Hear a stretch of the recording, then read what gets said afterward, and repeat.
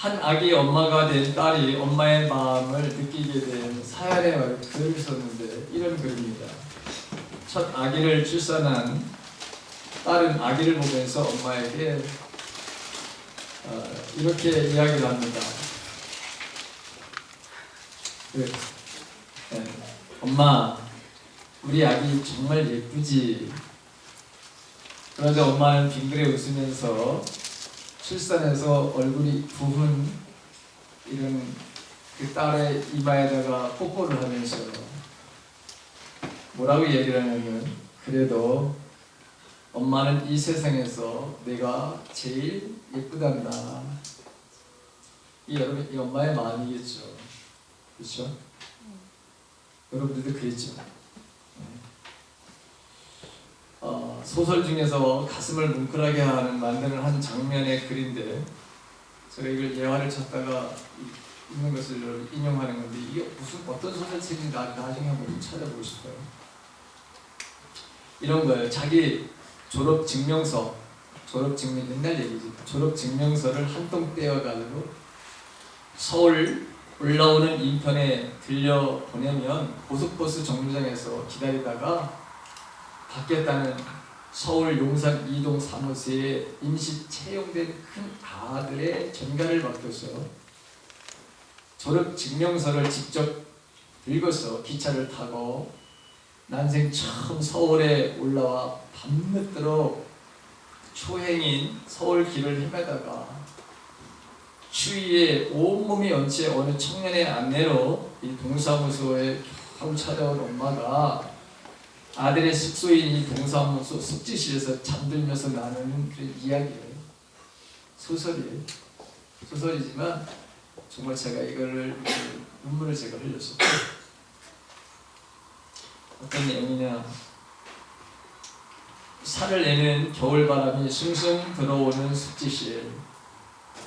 나는 벽쪽에 자야 잠이 잘 온다고 우기면서 몸으로 찬바람을 막아주던 어머니가 나직히 건네는 말, 너는 내가 낳은 첫째 아니냐? 네가 낳은 티 정말 처음 해보게 한 것이 어디 이뿐인가?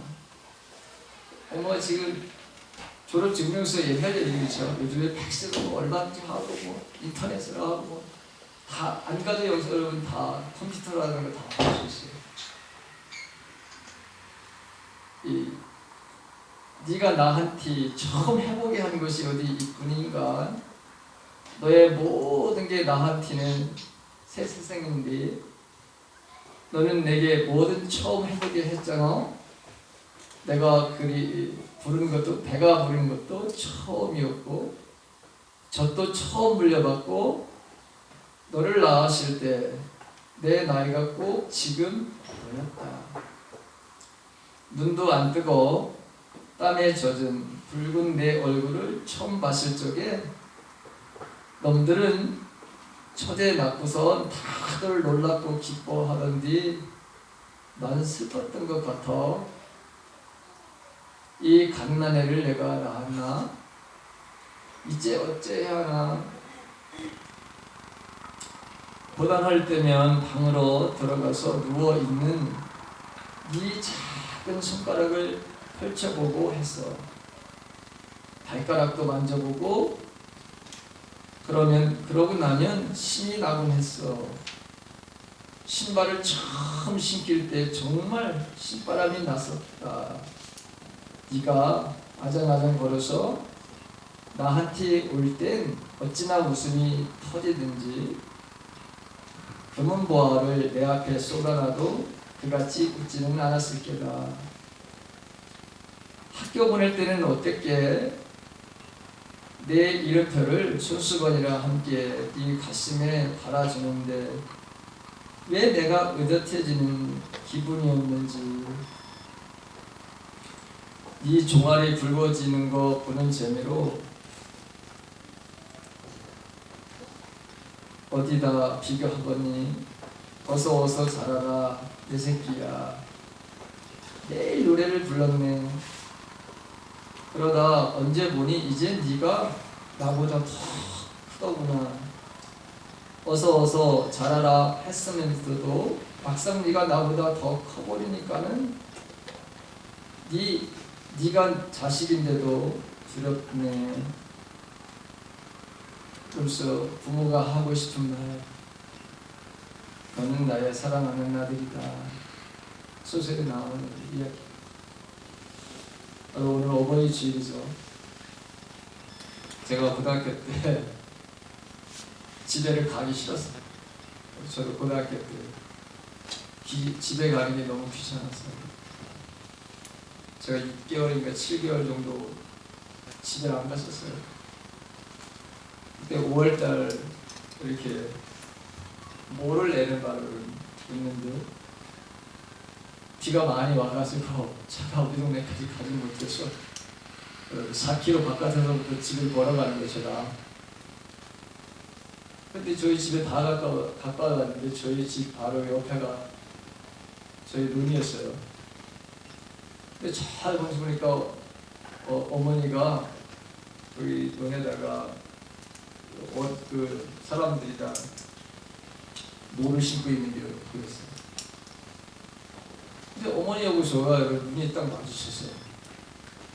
한 몇백 미터 밑에 멀리서 어머니를 저를 쳐다보더니 갑자기 어머니가 다시 모를 신는 거예요.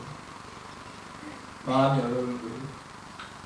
제가 마음이 어머니가 저런 어머니가 아니에요. 삐지셨나? 왜 저런 반응을 보이실까? 내가 지금 6개월 거의 7개월 동안 어머니를 내가 안 찾아봤었는데 근데 점점 가까이 가는데 어머니가 다시 저를 쳐다보고 다른 분들은 다 모르시는데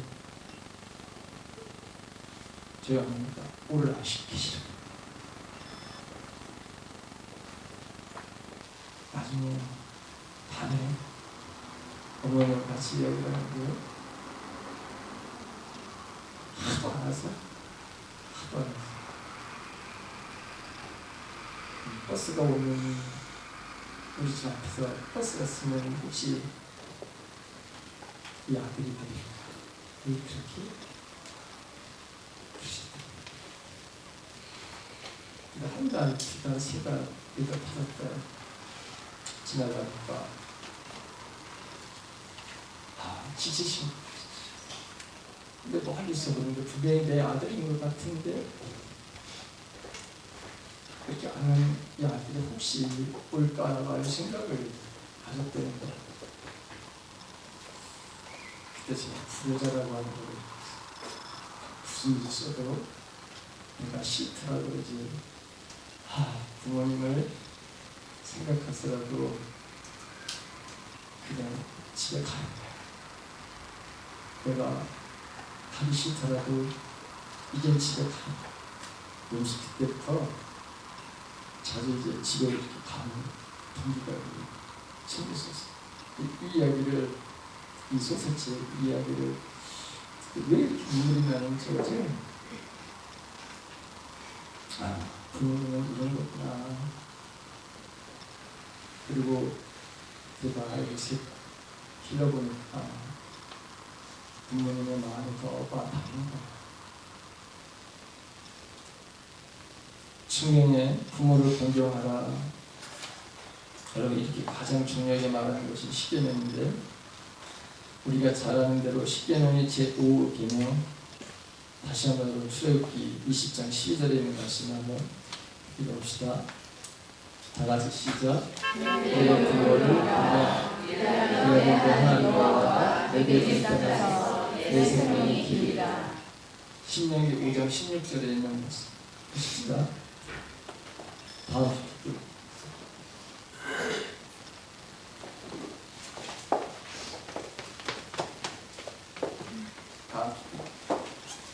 이거 말이에요.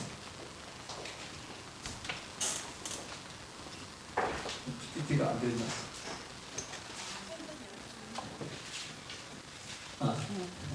자, 5장 16절, 신명기 5장 16절, 다 같이 시작. 너는 내 하나님 여호와께서 명령한 대로 내 부모를 공경하라. 그래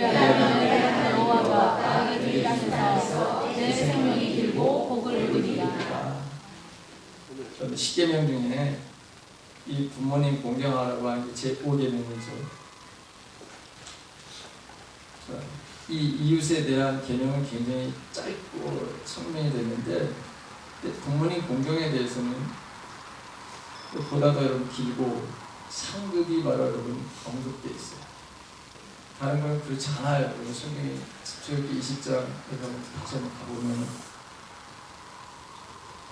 근데 구약 시대에 보게 되면 하나님의 백성 이스라엘 이 사람들에게 있어서 하나님을 섬기는 가장 구체적인 표가 뭐냐?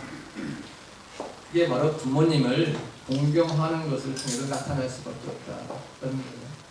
하나님 사랑하는 게 도대체 어떻게 나타날 수 있느냐? 이 부모님 공경하는 것으로 나타날 수밖에 없어요. 부모님 공경과 하나님의 이 경계는 깊은 관계가 있다고 공부에 떼려야 될 수 없는 것입니다. 다음에 한번 보십시다. 구약에 자, 시간을 볼까요? 두려워하다. 여러분 같이 읽어볼게요. 시작. 두려워하다, 경외하다 라는 말은 하나님께는 사랑하는 말입니다. 그런데 레위기 19장 3절에는 이것이 부모에게 사용됐습니다. 너희 각 사람은 부모를 경외하고. 부모는 하나님과 함께 경외해야 될 바로 존재라고 합니다. 하나님은 사람에게 생명을 주셨는데 부모를 통해서 우리에게 생명을 바로 주셨어요. 생명의 바로 이 수혜자인 하나님을 경외하는 사람은 그 매개체인 부모를 바로 공경해야 된다. 그래서 부모 공경의 개념에는 부모를 공경했을 때 거기에 생명의 길이라 이런 보상이 나와요. 우리가 당연히 부모를 바로 공경해야 되는 건 당연한 이유고, 하나님은 에베소서에 보게 되면 네가 장수하고 이 땅에서 잘 될 것이다 이렇게 표현됐고, 여기도 보게 되면 아까 우리가 봤듯이 내게 준 땅에서 내 생명이 길고 복을 누리리라. 이상하잖아요. 당연히 우리가 해야 되는데도 하나님은 거기에 보상을 우리에게 주신다는 거예요.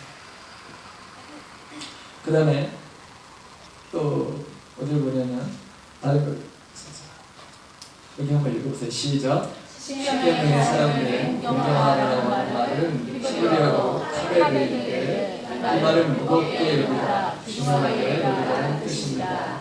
그 말은 가볍게 여기다 환란입니다. 사무엘상 시작. 2장 30절에 이것이 되어 있습니다. 나를 존중히 여기는 자는 내가 존중히 여기고 나를 멸시하는 자를 내가 멸시하리라. 보십시오. 여기도 보게 되면 우리 부모님에 대한 마음은 다른 사람들에 대한 마음과 달라야 되는데, 자 여기도 존중이 하나님을 존중히 여기듯이 부모들도 마찬가지로 그렇게 존중히 여기는 마음을 가져야 된다는 것이죠. 그렇지만 여러분 부모에 대한 마음이 우상이 또 돼서는 안 되는 거예요. 하나님보다는 합쳐서는 또 안 된다고 하는 걸 우리가 기억해야 돼요. 하나님을 두려워하는 마음으로 하되 하나님을 두려워하는 마음보다 부모를 바로 여러분 우리가 또 합쳐서 안 된다는 것이죠. 어쨌든 성경에는 부모를 무겁게 보라는 거야. 가볍게 보지 말라는 거예요. 하나님을 두려워하는 것을 이렇게 하나님 대하는 거나 부모님을 대하는 거나 별 차이 없이 그렇게 대하는 것이 이 하나님 뜻이다 라고 하는 것이죠. 자, 자녀는 부모를 공경해야 한다는 것은 뭐 이거 십계명서부터 예수님과 바울에 이르기까지 모두 여러분 이게 일치되는 것이죠. 그래서 이거는 반드시 바로 여러분 해야 되는 일이죠. 자, 우리가 십계명에 보게 되면 이 계명이 바로 여러분 누구에게 주로 지어지는가를 보게 되면 제9명과 제10계명에 보게 되면 답이 나와 있습니다. 이 사람들은 증거할 수 있는 능력이 있어야 하기 때문에 성인이어야 되는 거죠. 또 내 이웃의 아내를 탐하려면 성인 남성이어야 되는 것이죠. 그래서 이 십계명의 기본 대상은 성인 바로 남성들에게 주어지는 것인데, 그렇다면 그 사람의 부모는 당연히 바로 노인이겠죠. 그러므로 이 부모 공경은 그 약자된 노인, 부모를 바라고 공경하는 것입니다. 이 약자된 보살펴야 할 대상으로서의 부모를 말하고 있다고 하는 것. 신약 성경 그대로 이어집니다. 디모데전서 4장 5절에 있는 말씀 한번 봅시다. 다 같이 한번 읽어봅니다. 시작. 만일 어떤 바보에게 자녀가 손자들이 있거든 그들로 먼저 자기에게 세배를 하여 경건 의무를 다하여 부모에게 보답하기를 배우게 하라. 이것이 하나님 앞에서 받으실 만한 것이니라. 여기서 공경의 대상은 바보가 된 어머니 혹은 할머니죠. 그들을 보살펴 드리는 것, 이것이야말로 바로 부모 공경이다라고 하는 것입니다. 구약에서 신약에까지 이어지는 이 성령의 공경의 대상은 바로 약자들이다. 고아와 객과 바로 가부를 돌보는 것이 그것이었습니다. 근데 연로하신 바로 부모님도 이에 해당되는 것이죠. 자녀가 마땅히 부모를 공경해야 한다는 것입니다. 우리 문화에서는 약간 좀 여러분 이게 이해가 잘 안 되는 부분이고 좀 어색한 부분이고 하지만 부모를 약자로 생각하고 대할 때 오히려 자녀가 부모를 이해하고 잘 보살펴 드릴 수 있다고 하는 것입니다.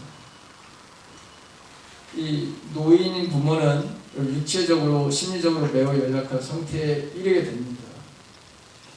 이를 보살피는 것이 바로 부모 공경이라고 하는 것이죠. 누구든지 여러분들도 부모님들을 이렇게 만나고 되면 예전에 그 부모님의 모습이 아닙니다. 저희 아버지는 여러분 언제나 크신 분이었어요. 저에게서는 엄청 크신 분. 상대가 될 수 없는 아주 큰 분이었어요. 생각하는 거라든가 또 행동이라든가 뭐 이런 것들에 대해서 너무나도 큰 분이셨어요.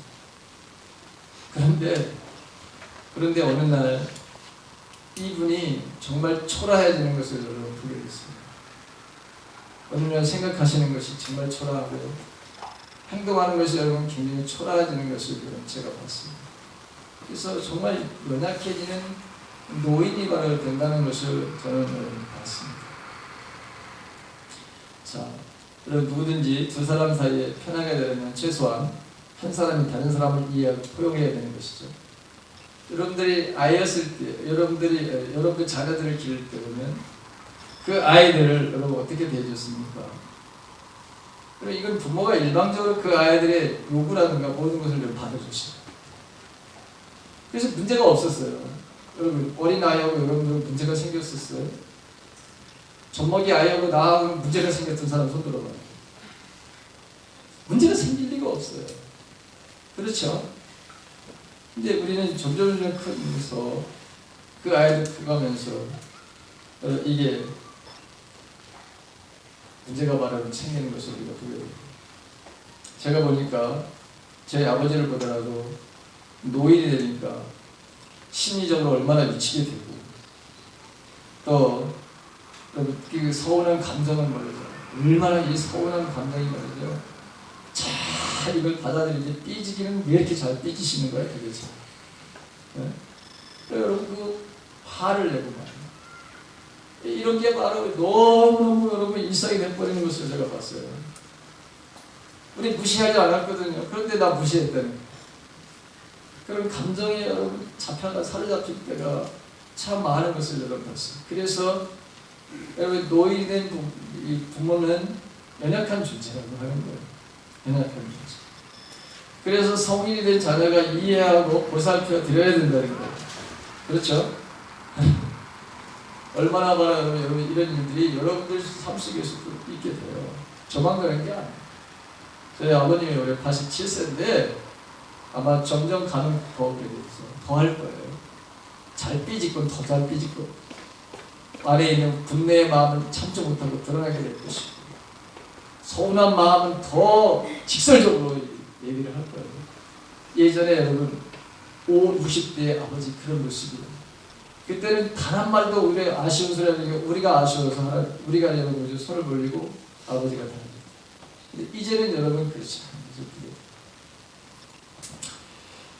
성경에 보게 되면 예수님도 그 예수님이 부모를 바로 공경하는 그 모습을 우리가 보게 됩니다.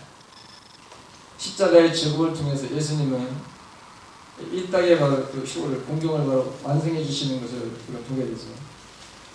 이 마리아와 요셉의 가정에서 태어나셨어요. 근데 학자들에 의하면 또 성경에 보더라도 이 요셉, 이 아버지가 일찍 돌아가셨어요. 그러니 여러분 얼마나 고생이 많았겠어요. 그리고 목수야. 직업이 목수야. 천대받는 그런 직업을 가지고 있어요. 그렇다고 돈을 여러분 오늘날 같이 요즘 인류 목수들은 말이죠. 돈 엄청 벌어요. 근데 여러분 예전에 이 목수들은 그렇지가 않아요. 직업도 천하게 여기고 수입도 별일 없고 얼마나 힘들었을까요? 부양을 아마 예수님이 하십니다. 근데 공생애를 시작하시면서 3년간 떠나서 부모님하고 살지 않습니다. 부모님이 여기 찾아오는 경우도 성경에 보면 있어요. 그렇죠? 예수님을 찾으러 오실 때도 있었어요. 그런데 마지막 그 십자가에서 달려 돌아가시는 그 순간에 거기서 여러분 눈이 마주칩니다.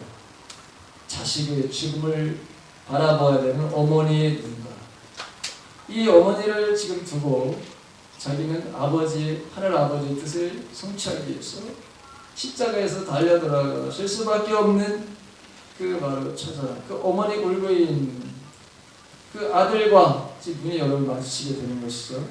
그때 여자여 보소서 아들이니 여자여 그 존칭을 바로 쓰면서 그 어머니를 바로 위로하시는 것을 여러분 보게 됩니다.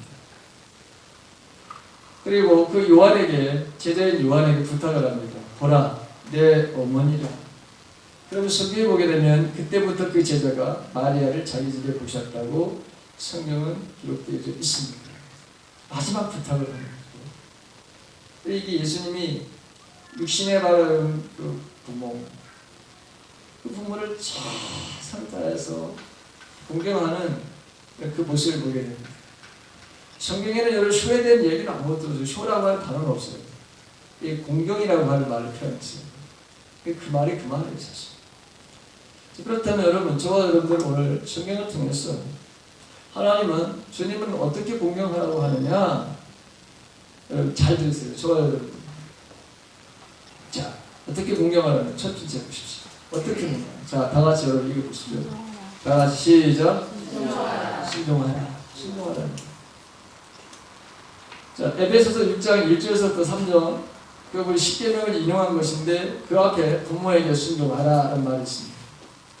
이것이 그 부모의 공경의 그 모습인데 그 부모의 말씀에 따르는 것 여러분 저도 잘못하고 지금도 잘못해요. 여러분 부모의 공경이 바로 이 기본인데 근데 이 순종하지 못하는 바로 여러분 이게 있어요. 자, 부모님의 말씀을 바로 귀중히 여기고 비록 그것이 때로는 합리적이지 못하는 그런 경우가 있다 하더라도 여러분 순종하는 바를 삶을 살아야 된다는 거예요. 여러분 제가 잘 못해요. 저도 여러분 그 부모님에게 여러분 그 자세가 부모님의 바로 그 앞에 내 행동하는 태도가 여러분 불순할 때가 참 많아요. 그 부모님인데 그래서 저는 항상 제가 헤어지고 올 때는 아버지에게 내가 무례하게 한 것에 대해서 혹시 했으면 용서해라. 그리고 헤어질 때는 반드시 웃으면서 헤어지고 반드시 제가 하는 게 손으로다가 하이파이를 하고 헤어지는 그걸 하고 있어요. 저도 잘 못해요. 이 순종에 대해서. 그렇지만 그렇게 하려고 바로 굉장히 노력을 하고 있습니다. 유대인들은 금화가 가득 들어있는 지갑을 만약에 부모가 그걸 바닷물에 던져라 그러면 부모의 말씀에 순종을 해야 한다고 그렇게 가르친다는 거예요. 여러분, 저와 여러분들이 정말 주님의 말씀에 어긋나는 것을 강요할 때는 우리는 부모라도 사실 그것은 순종할 수 없어요. 그렇죠? 그건 안 되는 거예요. 그런 것이 아닌 것에 대해서 부모님이 말씀하실 때 우리는 어떤 태도를 보이고 있습니다. 저희 아버지가 가끔씩 가다가 쓰는 그런 말이 있어요. 내 앞에서는 설령 내가 이렇게 하라고 하더라도 내 앞에서는 너희들이 그렇게 하겠습니다. 내 앞에서는 그렇게 말을 하고 뒤에 가서는 안 해도 됩니다. 그런데 부모님 앞에서는 부모가 바라는 것은 뭐냐? 설령 비합리적인 것이라 할지라도 내 앞에서는 예 아버지 한번 그렇게 해볼게요 라고 하고, 그리고 안 해도 사실은 내가 생각해서 안 해도 되는 건데, 그런데 그걸 잘 못하더라. 당신도 그러면 아버지에게 잘해야 되냐? 잘 못했다. 그래서 내가 잘 못한 걸 너희들에게도 마찬가지야. 내가 후회가 되는 부분이 바로 그런 것이다.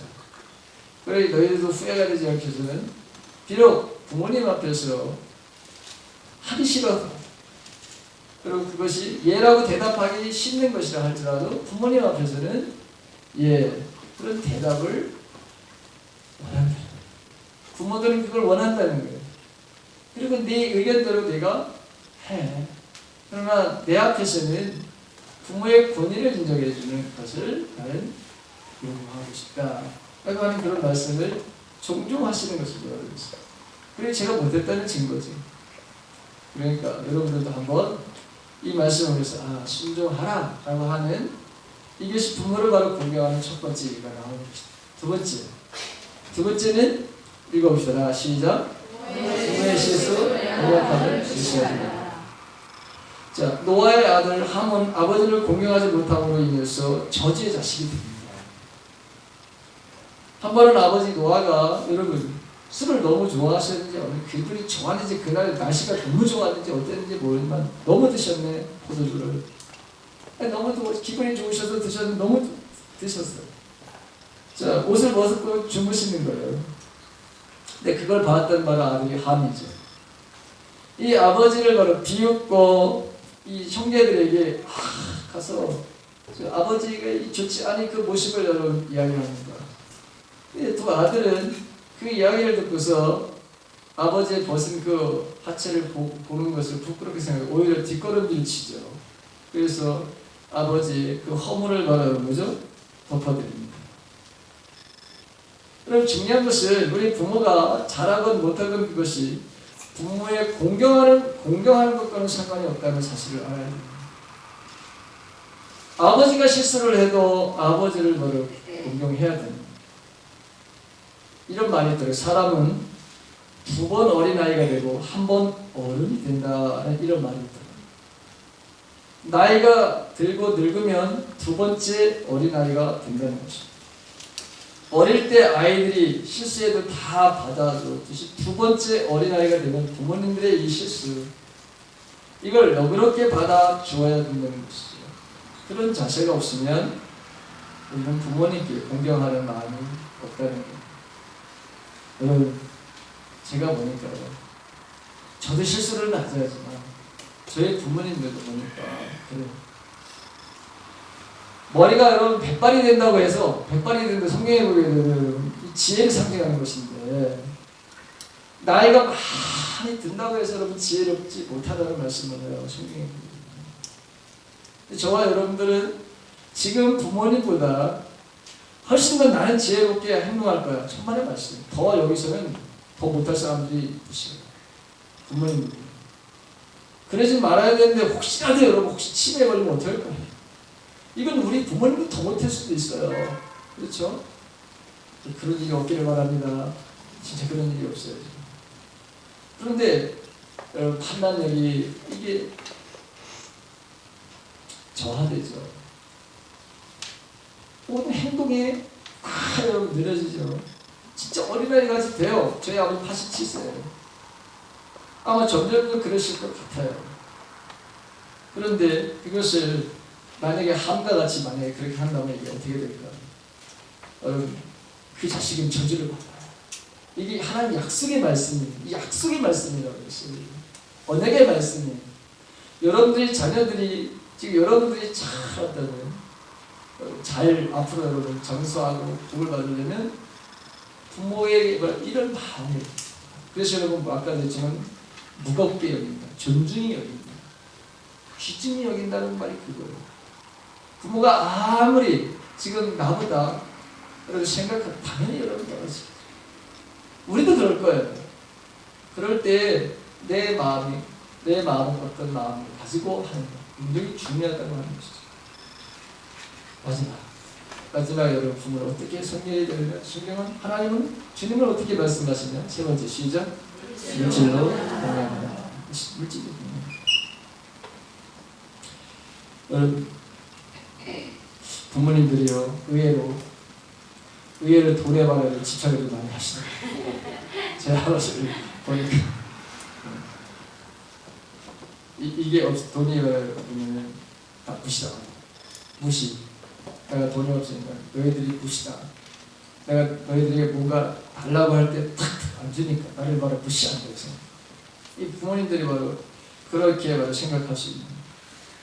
그래서 여러분 재력이 당연히 여러분 돈 벌 수 있는 연세가 안 되죠. 노력이 안 되죠.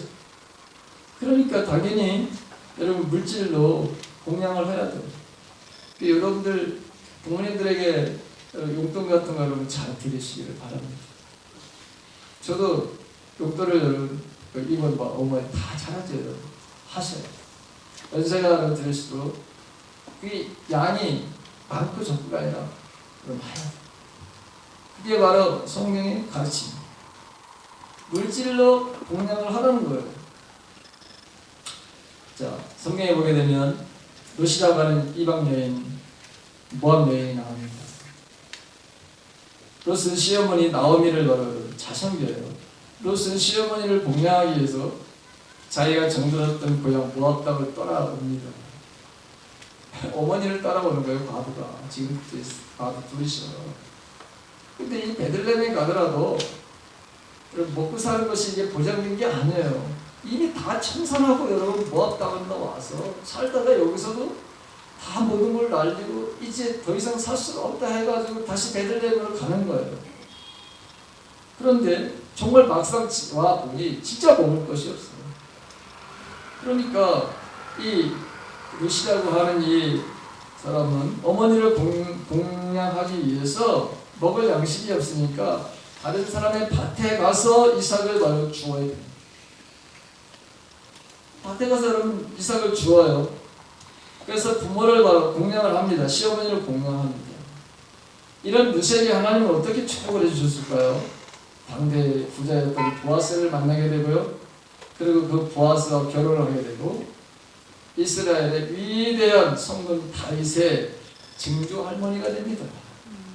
이런 바로 놀라운 장수하고 하나님 복을 주시는 뜻을 바로 이루시는 것을 우리가 보게 되죠. 부모는 특별한 여러분 존재입니다. 하나님의 백성들, 우리는 하나님의 명령에 따라 부모를 귀중하게 생각하고 존중해야 됩니다. 부모님의 실수에 연약함을 헤아릴 수도 있어야 된다는 거예요. 부모 공경에 바로 구체적인 방법은 물질적으로 이렇게 여러분 공양하는 거라고 하는 것이죠. 이게 성경의 가르침입니다. 우리는 다 여러분 여기는 가족 공동체입니다. 아니 나는 애들이 없어요. 여러분 그러지 마십시오. 우리가 여러분들을 잘 섬겨야 돼요. 우리 집. 그래서 오늘 어르신들을 여러분 조그마한 정성을 탈취하고 점심도 많아 여러분 이렇게 해줬다. 앞으로 더 잘 저희들이 그리고 우리가 우리 교회가 복을 받으려면 우리 공동체가 복을 받으려면 어르신들을 잘 보셔야 돼요. 하나님께서 저에게 12월 그 송구 영신 예배 때 주신 말씀이 있어요. 그 카드를 뽑았어요. 그 카드가 뭐였냐면 내 부모를 공경하라. 이게 저예요. 그걸 딱 받는 순간에 여러분 그렇구나. 하나님은 정확하시구나. 앞으로 부모님 내가 잘 헤아리는 그런 아들이 되어야지. 그리고 우리 공동체에 있는 어르신들도 잘 보셔야지. 그런 생각이 여러분 들었어요. 그래서 나름대로 여러분 지금 제 아버지하고 관계를 맺고 있고 이렇게 지금 하고 있어요. 근데 아직까지 잘 하지도 못하는 부분이 있습니다. 그래도 이거를 바로 여러분이 이루려고 애를 쓰고 있습니다. 내가 잘 살고 잘 먹기 위해서 그런 게 아니라 당연히 해야 되는 거죠. 당연히 하는 일인데도 하나님이 여기에 우리에게 복을 주신다고 하니까 이거 얼마나 여러분 귀한 은혜의 하나님입니다. 여러분들도 저도 오늘 말씀에 따라 이렇게 부모를 순종하며 또 부모의 실수 연약함 그를 무시하지 말고 그 부모가 어떤 애들을 상관하지 말고 그런 마음으로 섬기고 물질로 부모님들을 잘 섬겨서 저와 여러분의 삶 속에 놀라운 하나님의 이런 축복이 있기를 주님의 이름으로 간절히 바랍니다. 이 시간에 우리 같이 기도하는데요.